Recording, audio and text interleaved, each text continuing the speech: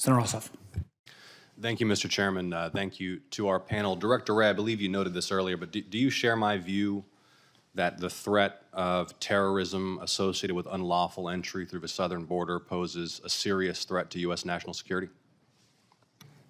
Yes, I've testified repeatedly that we are concerned about the terrorism implications from potential targeting of vulnerabilities at the border. How would you assess the present level of threat and risk of a terrorist attack in the United States compared to past periods during your tenure?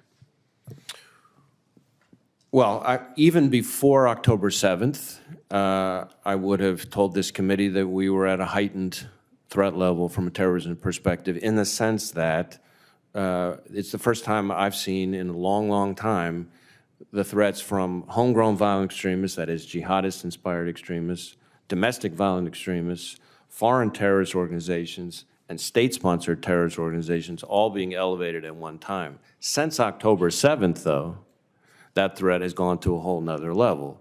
And so this is a time, I think, for much greater vigilance than has maybe been called upon of us before October 7th. Is the FBI postured to understand the extent of the terrorist threat associated with the southern border? We've been briefed on some specific threats. Do you feel that you know enough to assure us that the FBI is as well across it as you can be, or do you need more resources? Or do you feel you're flying blind and not able to define the potential scope and extent of the threat?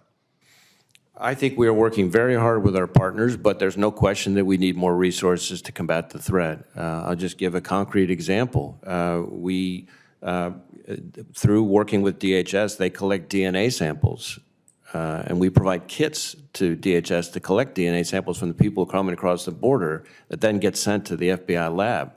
That's part of why we asked for a significant enhancement, because of the sheer increase in people coming across means a sheer increase in the number of samples that need to be collected. That's what helps us identify those people if they're then committing crimes somewhere in the United States, or, as happens all too often, unfortunately, they go back across the border and try to illegally re-enter again. So we need to be able to process those samples quickly. There's a backlog. We asked in the 24 budget for enhancement. Not only did we not get an enhancement, there was a 10% cut to the terrorist screening center. So whatever happened in 24 happened in 24, but I would urge Congress, as we look at fiscal year 25, that we can't double down on those cuts if we're going to be serious about protecting the border. Well, speaking of Congress, I think it's worth noting that a serious, tough, bipartisan border security measure was put forward in the Congress, in fact, co-authored by a conservative Republican member of this committee, which would have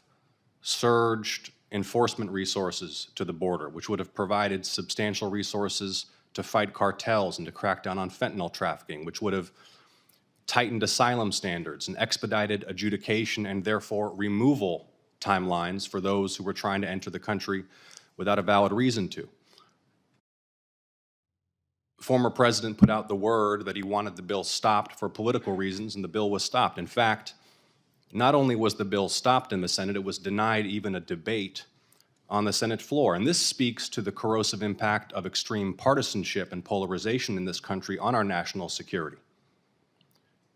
So I'd like to ask you, Director Haynes, how do our adversaries view the impact of political extremism and polarization and partisanship on America's strength and stability? We're talking about worldwide threats. Those threats can exploit our own frailties here at home.